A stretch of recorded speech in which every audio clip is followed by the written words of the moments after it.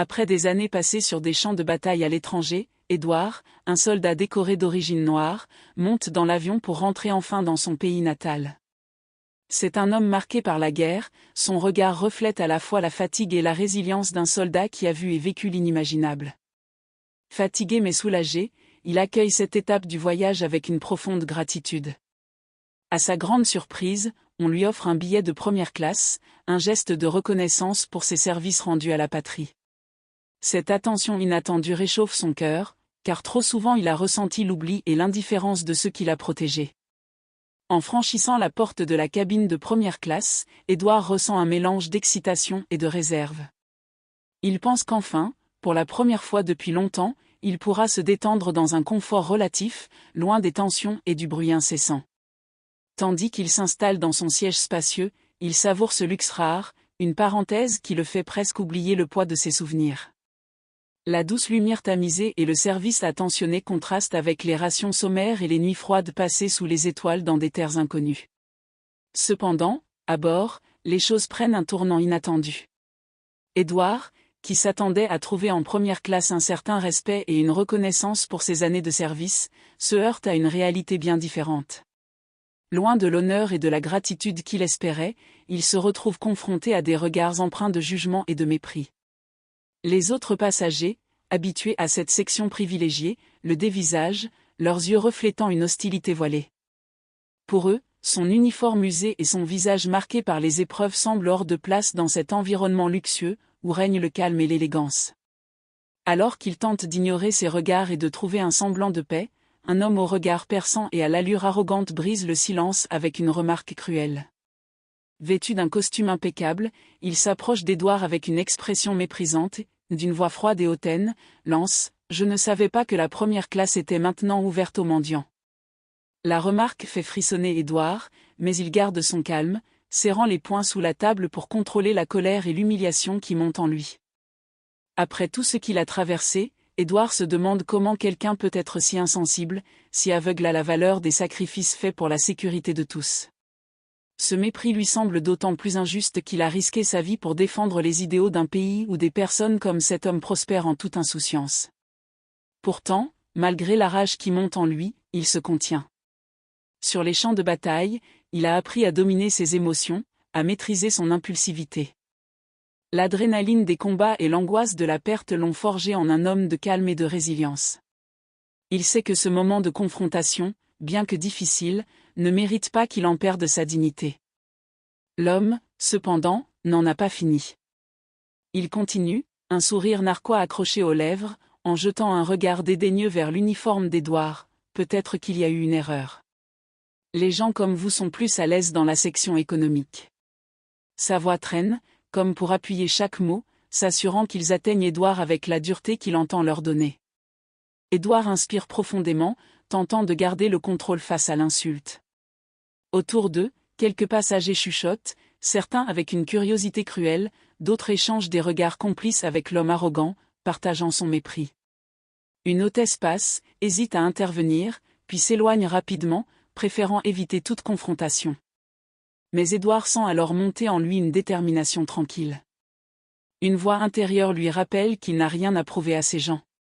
Il sait ce qu'il vaut, et aucun d'eux ne peut ternir la valeur de ses actions, ni comprendre les sacrifices qu'il a consentis. « Je suis sergent dans l'armée des États-Unis », répond-il d'une voix posée mais ferme, que tout le monde autour de lui peut entendre. « J'ai passé des mois à servir mon pays, loin de ma famille, pour que des personnes comme vous puissent vivre en paix. Mon billet est en première classe, parce que j'ai mérité ce moment de repos après des années de service. Vous pouvez mépriser mon uniforme, mais il représente bien plus que ce que vous pouvez imaginer. » L'homme est pris de court. Pendant un instant, l'arrogance dans ses yeux vacille, ébranlée par la force calme d'Édouard. Mais il retrouve rapidement contenance, d'un ton mordant, lance « Ah, l'armée, toujours en train de mendier des privilèges pour avoir fait un travail que personne ne leur a demandé. » Sa remarque se veut assassine, mais elle rebondit sans effet sur Édouard, qui reste impassible. Les mots de cet homme n'ont pas le pouvoir de l'atteindre, il a survécu à bien pire. Édouard sentit une vague de chaleur monter en lui, mais pas seulement de la colère. Il percevait quelque chose de plus profond chez cet homme, une tristesse insidieuse camouflée sous une arrogance apparente. C'était comme si, au-delà des mots et des gestes, l'homme projetait des peurs enfouies et des blessures anciennes. Ce n'était pas seulement une question de statut ou de mérite, mais de principes profondément ancrés. L'homme ne voyait pas simplement un soldat, il voyait un noir dans un espace réservé aux privilégiés, une intrusion dans un monde qu'il s'efforçait de maintenir homogène et conforme à ses idées préconçues. Écoutez, dit Édouard, essayant de garder son calme face à cette provocation, je veux juste rentrer chez moi. Il savait que ces mots simples portaient en eux bien plus qu'un désir de repos. C'était le besoin désespéré de retrouver sa famille, de reprendre une vie normale après les horreurs qu'il avait vécues sur le champ de bataille. Mais ces mots résonnaient aussi d'une autre manière dans cet échange, ils symbolisaient le droit de chacun, peu importe d'où l'on vient, de trouver sa place dans le monde. Ce n'était pas seulement une demande personnelle, mais une revendication universelle, un écho de toutes les luttes menées pour la reconnaissance et l'égalité. L'homme ricana, un son froid et cruel. Rentrez chez vous? Vous pensez que c'est si simple? Vous, les soldats, vous partez là-bas pour jouer aux héros, et vous revenez en pensant que tout vous est dû. Ici, c'est en Afrique, où vous êtes mieux acceptés. Il croisa les bras, son visage durci par des années de préjugés et de rancœur. Mais ici, c'est différent. Ici, c'est pour ceux qui ont vraiment travaillé pour leur place. Ces paroles coulaient avec une certitude tragique, comme s'il croyait sincèrement que la valeur d'un homme se mesurait à la couleur de sa peau et à son statut socio-économique.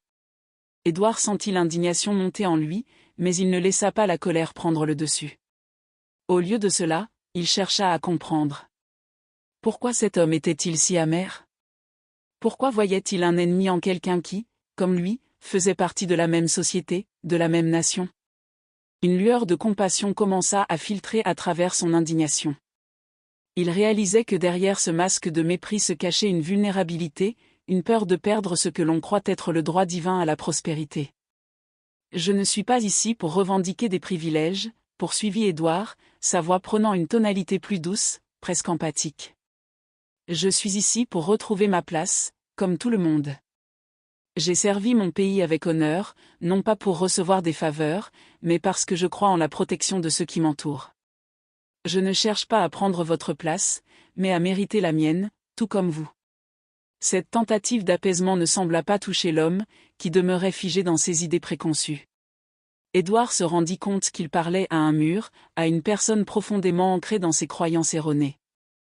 Cela lui fit mal de constater à quel point certains pouvaient être aveugles à la souffrance d'autrui, mais il savait aussi que sa propre dignité était ce qu'il pouvait contrôler. Peut-être que vous n'avez pas eu la chance de voir le monde autrement, dit-il finalement, son regard fixe sur l'homme. Peut-être que nous avons tous besoin d'un peu plus d'empathie et de compréhension.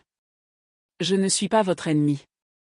J'espère qu'un jour, vous pourrez voir au-delà de la couleur de ma peau et reconnaître ce que j'ai accompli. Édouard se détourna alors, laissant l'homme à ses pensées, un mélange d'irritation et de tristesse dans le cœur.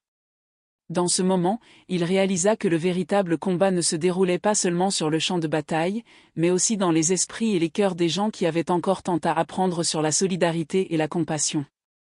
Alors qu'il regardait par le hublot, le paysage se déployant sous lui, il espérait qu'un jour, cette nation pourrait reconnaître la valeur de chacun, quelle que soit sa couleur ou son histoire. Édouard sentit la morsure des paroles de l'homme se planter en lui, chaque mot aiguisé d'un mépris calculé, comme une lame plantée dans l'estime de soi. Il n'était plus simplement un homme fatigué revenant de mission, il se retrouvait soudain réduit à un stéréotype, figé dans le regard raciste et condescendant de cet inconnu. Ces mots, chargés d'arrogance et de haine, évoquaient des siècles de préjugés et d'injustice, un écho de toutes les barrières invisibles que l'on persistait à ériger. Pourtant, Édouard savait qu'il ne pouvait pas se laisser emporter par la rage. L'armée lui avait appris à contenir ses émotions, à rester droit même sous les pires pressions. Dans cette première classe, il n'était pas seulement question de répondre à cet homme, il savait que ces mots porteraient la dignité de tous ceux qui, comme lui, avaient souffert des mêmes préjugés. Il inspira profondément, cherchant le courage de répondre, de dépasser cette humiliation sans perdre sa propre dignité. Il leva les yeux, fixant son interlocuteur avec calme. Ce billet m'a été offert en reconnaissance de mes années de service, du temps passé à défendre des valeurs auxquelles je crois profondément. Peut-être que pour vous, ma présence est une gêne, pour moi, c'est un symbole du respect que j'ai gagné par mon sacrifice. Il marqua une pause, laissant ces mots imprégner le silence pesant de la cabine. Ce que vous voyez n'est qu'une partie de mon histoire, un uniforme, une couleur de peau. Mais moi, je sais exactement qui je suis, et ce que j'ai traversé pour être ici aujourd'hui. L'homme haussa les sourcils, un sourire glacial aux lèvres, comme s'il était amusé par les mots d'Édouard. Oui, oui, le grand soldat qui revient d'une mission pour sauver le monde, n'est-ce pas, ironisa-t-il, croisant les bras avec une satisfaction méprisante. Mais ici, dans cette cabine, ça ne compte pas. Ce n'est pas votre courage qui vous donne une place parmi nous, mais votre capacité à vous l'acheter. Vous n'avez rien en commun avec les gens qui voyagent ici. Vous faites tâche. Ces mots glaçaient l'air entre eux, cristallisant la fracture profonde de leurs perspectives et de leurs valeurs. Édouard se demanda combien de personnes avaient ainsi été jugées et rejetées simplement pour avoir osé croire en leur droit d'exister librement et sans honte. Le regard des autres passagers pesait sur lui, tantôt complice, tantôt désapprobateur, certains fixant l'homme avec admiration pour sa franchise, d'autres détournant les yeux pour éviter de se mêler à l'incident. C'était comme si l'avion était devenu une scène de théâtre où se jouait un drame bien plus grand que leurs simples échanges, celui d'un monde divisé par les barrières de l'apparence et de la richesse. Édouard prit une profonde inspiration, tentant de contenir l'émotion qui menaçait de le submerger. Il savait que répondre avec colère ne ferait que renforcer les stéréotypes que cet homme nourrissait. Il lui fallait quelque chose de plus fort, quelque chose qui transcenderait la haine que l'homme projetait. Ce que vous appelez confort, reprit-il d'une voix calme mais vibrante d'émotion, est quelque chose que j'ai souvent risqué ma vie pour protéger. Quand je me tenais sur le terrain, face au danger, je ne pensais pas aux différences de couleur de peau, de classe sociale ou de statut. J'ai servi avec des gens de tous horizons, des hommes et des femmes qui méritent tous le respect, quel que soit leur milieu. L'homme l'écoutait avec une expression mêlée de dédain et de méfiance, mais Édouard ne faiblit pas. Il ressentait à présent l'envie de faire entendre cette vérité universelle, une vérité qui ne pouvait être étouffée par les préjugés et l'arrogance. Les apparences sont trompeuses, continua-t-il, son regard s'adoucissant mais sa voix demeurant ferme. Ce que j'ai fait, ce que j'ai vécu, n'a pas de prix, et cela dépasse la simple question d'argent ou de privilège. Vous pouvez choisir de me réduire à ce que vous pensez voir, mais moi, je connais ma valeur, même si elle ne brille pas sous des vêtements coûteux. Ces paroles avaient ébranlé les certitudes de l'homme, qui gardait un silence tendu, son sourire moqueur effacé. Quelques passagers, touchés par les mots d'Édouard, échangèrent des regards, certains hochant discrètement la tête en signe d'approbation. Une femme élégamment habillée assise à quelques rangées se tourna vers lui, son regard empreint de respect. « Merci, monsieur, pour votre service. Ce n'est pas la classe de nos sièges qui nous définit, mais la grandeur de nos actes. » L'homme, pris de court par ce soutien inattendu, détourna les yeux, visiblement troublé. Peut-être percevait-il, enfin, la profondeur de ses propres préjugés. Édouard ressentit une pointe d'espoir, minuscule mais présente. Il savait que ce combat-là, contre l'ignorance et l'intolérance, ne se gagnait pas d'un coup d'éclat, mais par de petites victoires, des graines de compréhension plantées au cœur de moments comme celui-ci. L'hôtesse, sentant la tension monter, posa une main apaisante sur le dossier de l'un des sièges, cherchant à instaurer un semblant de calme. Elle adressa à l'homme un regard à la fois ferme et bienveillant. « Monsieur, notre compagnie valorise chaque passager. Être ici est un privilège, oui, mais c'est un privilège accessible à tous ceux qui font le choix de voyager avec nous. » L'homme lui jeta un regard de dédain, haussant les épaules comme pour balayer d'un geste l'hôtesse et ses paroles. « Ah, c'est bien beau tout ça, marmonna-t-il avec un sourire amer. Mais ce sont juste des mots, des idéaux qui sonnent creux. La réalité, c'est que nous ne sommes pas les mêmes, et ce n'est pas une hôtesse qui va me faire croire le contraire. Édouard prit une profonde inspiration, ses poings se desserrant légèrement. Il fixa l'homme avec une intensité calme, sans agressivité, mais avec une détermination indéfectible. Vous parlez de statut et de privilèges, comme si cela vous donnait le droit de juger qui mérite d'être ici. Mais peut-être que la véritable différence entre nous, ce n'est pas la classe de nos billets, ni la couleur de notre peau, mais notre capacité à respecter la valeur de chacun, même au-delà de ce qui se voit. Les passagers, qui jusque-là avaient détourné les yeux, commençaient à prêter plus d'attention, leurs regards passant de l'un à l'autre, comme spectateurs d'un affrontement entre deux visions du monde. Certains murmuraient entre eux, d'autres semblaient peser les mots d'Édouard, visiblement impressionnés par la force tranquille qu'il dégageait. L'homme ricana à nouveau, mais son rire paraissait cette fois plus nerveux, moins sûr de lui. Des beaux discours, lâcha-t-il avec un sourire forcé, mais quelque chose dans son regard laissait deviner une légère fissure dans son assurance. Croyez ce que vous voulez. Moi, je sais ce que j'ai dû sacrifier pour en arriver là, et je refuse de partager cet espace avec quelqu'un qui ne comprend rien à ce que cela représente. Édouard pencha la tête légèrement, le regard empreint de tristesse plutôt que de colère. Vous parlez de sacrifice ? Moi aussi, j'en ai fait, mais peut-être pas de la manière dont vous l'imaginez. J'ai vu des choses que personne ne devrait voir, j'ai servi aux côtés d'hommes et de femmes qui ont tout donné, et certains d'entre eux ne sont jamais rentrés chez eux. Alors, ne me dites pas que je ne comprends pas le sens de sacrifice ou de mérite. L'hôtesse, touchée par les paroles d'Édouard, sentit les larmes lui monter aux yeux, mais elle maintint sa posture professionnelle. Monsieur, dit-elle en se tournant vers l'homme avec une voix plus ferme, il est important de se rappeler que le respect est ce qui fait de nous des êtres dignes de ce privilège. Tous nos passagers sont ici parce qu'ils ont leur place, de droit. L'homme se redressa, visiblement embarrassé par l'attention qui se concentrait maintenant sur lui. Quelques passagers hochèrent la tête en signe d'approbation, et une voix se fit entendre dans le fond, un homme d'un certain âge, disant calmement, « Il y a des gens qui viennent ici pour voyager en paix, pas pour imposer leur jugement. » L'homme se renfrogna, réalisant qu'il avait perdu le soutien tacite de plusieurs de ses pairs. Silencieux, il se recula dans son siège, l'expression crispée. Édouard, quant à lui, sentit une vague de soulagement, mêlée de satisfaction. Il avait réussi à exprimer sa vérité sans se rabaisser, sans laisser la colère dominer. L'avion continuait sa montée, s'élevant au-dessus des nuages, et Édouard tentait désespérément de laisser le calme du voyage emporter ses pensées tourmentées. Le ronronnement des moteurs créait une mélodie apaisante, presque hypnotique, mais les mots venimeux de l'homme et son regard glacé refusaient de quitter son esprit, comme une brûlure invisible, un écho douloureux de souvenirs de discrimination passée. Comment, en 2024, pouvait-on encore se heurter à des préjugés aussi ancrés, aussi féroces ? Cette question, simple en apparence, tournait en boucle dans sa tête, l'entraînant dans une introspection amère. Il ferma les yeux un instant, se souvenant de cette discussion avec Malik, son ami d'enfance, un homme qu'il respectait pour sa sagesse et son pragmatisme. La veille de son départ, autour d'un café, Malik avait partagé ses réflexions avec un calme teinté de résignation. On ne peut pas échapper à ce genre de comportement, Édouard avait-il dit, sa voix empreinte d'une gravité qui touchait à une vérité amère. Peu importe où tu vas, peu importe ce que tu accomplis, certains ne verront que ta couleur. Mais souviens-toi, ça ne définit pas ta valeur. Ce sont eux qui sont emprisonnés dans leurs propres préjugés, pas toi.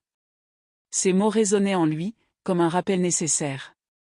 Mais une question persistait, devait-il, lui aussi, accepter cette fatalité, renoncer au rêve d'un monde où les hommes seraient jugés pour ce qu'ils sont, et non pour ce qu'ils semblent représenter ? Il savait qu'un tel combat était épuisant, une lutte sans fin, mais il ne pouvait s'imaginer simplement détourner les yeux, laisser le poids des regards oppressants s'installer sans rien dire. C'était un fardeau certes, mais aussi une responsabilité, une lutte silencieuse pour la dignité. L'hôtesse revint, interrompant ses pensées avec un verre d'eau et un sourire bienveillant. Elle semblait ressentir la tension qui l'habitait encore. « Voici votre boisson, monsieur. Si vous avez besoin de quoi que ce soit, n'hésitez pas à me le dire. » Il la remercia d'un hochement de tête, touché par son attention, avant de prendre le verre et de le porter à ses lèvres. L'eau fraîche glissa dans sa gorge, apaisant la chaleur de son indignation. Les mots de Malik lui revenaient avec plus de force encore. « Ce n'est pas à toi de porter la honte, Édouard. C'est à eux.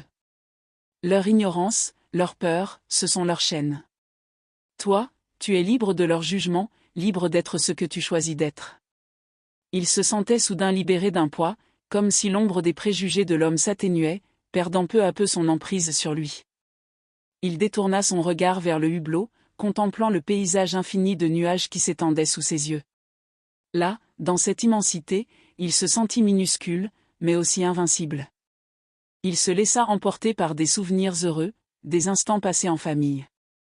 Il revoyait les rires chaleureux de sa mère, les étreintes rassurantes de son père, les conversations animées autour de la table, là où il n'avait besoin d'aucune justification pour être aimé, respecté. Ces souvenirs formaient comme un rempart contre les regards de mépris et les mots tranchants. Il lui rappelait qu'il appartenait à un monde où il était apprécié pour ce qu'il était réellement, loin des stéréotypes et des attentes d'un monde aveuglé par les apparences. Dans cette cabine, malgré l'hostilité ressentie, il retrouva une certaine paix intérieure, un refuge dans lequel il pourrait se ressourcer. Édouard savait que le combat contre les préjugés n'était pas terminé, mais il comprenait aussi que sa force résidait dans sa capacité à rester ancré dans son humanité, à ne pas se laisser définir par le regard des autres, mais par ses propres valeurs. Après plusieurs heures de vol, l'avion amorça enfin sa descente vers l'aéroport. Édouard sentit un mélange d'excitation et de soulagement à l'idée de toucher à nouveau le sol de son pays natal. Bien que la fatigue pesât sur ses épaules, la perspective de revoir sa famille et de retrouver ses repères familiers lui redonna de l'énergie. Chaque minute qui passait le rapprochait de ce moment tant attendu, et il se surprit à sourire en pensant aux retrouvailles. Une fois l'avion posé, Édouard se leva et récupéra ses affaires, prenant soin de vérifier que tout était en ordre. Il jeta un dernier regard à l'intérieur de la cabine, où l'hôtesse lui adressa un sourire bienveillant, comme si elle savait ce qu'il avait traversé. Touché par cette attention, il la remercia d'un signe de tête avant de quitter l'avion. En marchant dans le terminal, l'agitation qui l'entourait ne faisait qu'amplifier son sentiment d'accomplissement, une sorte de triomphe personnel après des mois d'absence. Mais ce n'est qu'en franchissant les portes de la zone d'arrivée qu'il réalisa l'ampleur de ce qui l'attendait. Un groupe de militaires et de policiers au gradé l'accueillit, un spectacle inattendu qui fit battre son cœur un peu plus vite. Les uniformes impeccables, les visages graves mais respectueux, témoignaient de l'importance de sa mission. L'un des officiers, un homme en costume sombre avec une médaille sur la poitrine, s'approcha de lui et lui serra fermement la main. « Monsieur Bassa, bienvenue chez vous. Nous sommes ici pour vous assurer une protection maximale. Nous avons été informés de ce qui s'est passé durant votre vol. L'homme qui vous a humilié a été immédiatement intercepté par les autorités. Il est désormais interdit d'entrer sur le territoire américain. » Édouard fut surpris par ces nouvelles. Il ne s'attendait pas à une telle répercussion sur l'incident. L'information se fraya lentement un chemin à travers son esprit, apportant avec elle un certain soulagement. Non pas par vengeance, mais parce que cet acte symbolisait une forme de justice qu'il avait souvent cru inaccessible. Pour la première fois depuis longtemps, il sentit que l'injustice qu'il avait subie ne serait pas balayée sous le tapis. Cela lui donnait l'impression que sa voix comptait, que ses expériences avaient été entendues. « Merci », répondit-il simplement, encore troublé par la rapidité des événements. L'officier continua d'expliquer les mesures de sécurité qui seraient mises en place, mais Édouard se perdait dans ses pensées, réfléchissant à l'impact de ces événements. Alors qu'il suivait le groupe à travers le terminal, il se mit à penser à la signification de cette protection. Cela représentait non seulement un soutien immédiat, mais aussi une reconnaissance de la lutte que des milliers d'autres affrontaient chaque jour. Son cœur battait plus vite, non seulement à cause du stress, mais aussi parce qu'il commençait à comprendre que son retour au pays pourrait être l'occasion de changer les choses, de faire entendre sa voix et celle de ceux qui avaient été victimes d'injustices similaires. À mesure qu'il avançait, les visages familiers des membres de sa famille commencèrent à émerger de la foule. Il les repéra facilement, leurs expressions mêlant excitation et inquiétude. Lorsque ses yeux croisèrent ceux de sa mère, il vit la fierté dans son regard, mais aussi une inquiétude palpable. Édouard se tourna vers l'officier. « Je dois les voir », insista-t-il, son cœur se serrant à l'idée de leur faire attendre plus longtemps. « Bien sûr, monsieur Bassa. Nous allons vous escorter jusqu'à eux », répondit l'officier avec un sourire compréhensif. Édouard se sentit emporté par une vague d'émotion, sa détermination grandissant à mesure qu'il se rapprochait de sa famille. Il savait que cette journée marquerait le début d'un nouveau chapitre, non seulement pour lui, mais aussi pour tous ceux qui attendaient un changement. En rejoignant sa famille, Édouard comprit que cette protection allait bien au-delà de la sécurité physique. C'était un symbole d'un engagement plus vaste, un appel à la justice et à l'égalité. Dans cet instant de retrouvailles, il prit une profonde inspiration, prêt à embrasser tout ce qui viendrait, conscient que son voyage ne faisait que commencer.